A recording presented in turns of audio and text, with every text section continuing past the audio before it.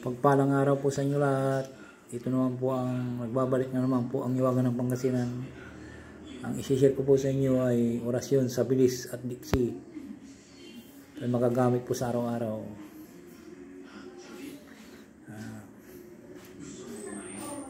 Sana po bago ko usalin po ang aking orasyon na ito na ibabahagi ko po sa inyo ay nasa mabuti po kayong kalagayan araw-araw at malayo sa sakit. At sana po ay pakaingatan po ito at huwag ipagyabang. Ito ay magagamit po sa inyo. Basta tiwala lang po tayo pag nag-uusal po tayo ng mga orasyon. Una sa lahat po ay magdasal po ng isang ama namin, luwalhati. Isunod po ang orasyon.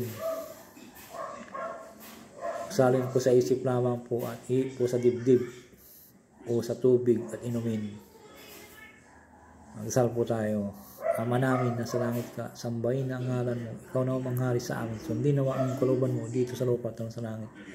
Bigyan mo po kami ng pagkain kailangan namin sa araw na ito. Patawarin mo po kami sa aming mga kasalanan tulad ng papatawad namin sa mga nagkasala sa amin, at huwag mo kaming iharap sa maigpit na pagsubok, kundi ilayo mo kami sa masama, sapagkat iyo ang kariyan, kapangyarihan at kapurihan magpakailanman. Amen.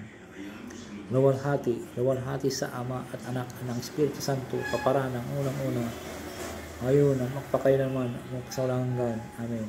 At sunod po yung orasyon na 3 beses. Imsat saw, kumausyut, taksak, asati, musigum. Imsat saw, kumausyut, taksak, asati, musigum. Imsat saw, kumasyuot, taksat, asati, musigum. 3 beses po usalin at isunod po ang susi, 1 beses lang po. Dudumahi, satum, salbang. Usalin sa isip lamang at ihip po sa dibdib ang 3 beses at ihip po sa tubig inumin.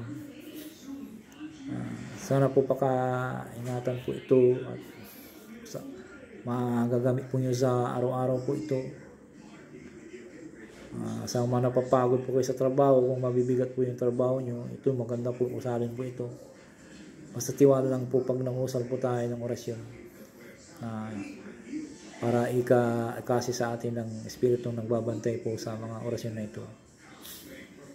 Ang nagbabantay po dito mga orasyon ng mga Espiritu ay mabubuti, mababait, alagad ng ating Diyos ang makapangyarihan sa lahat.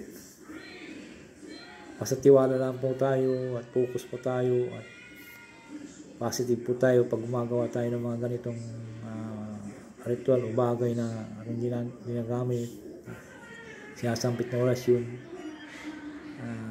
Tayo po ay gagabayan ng ating amang makapangyarihan sa lahat.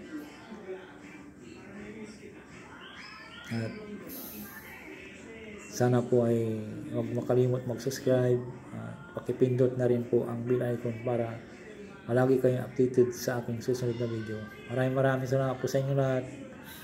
At sana po ay palagi kayong magdasal sa araw-araw, bago matulog, bago pagising sa umaga, para the best po na gagabayan tayo ng amang makapangyarihan sa lahat. Maraming salamat po. Bye-bye po.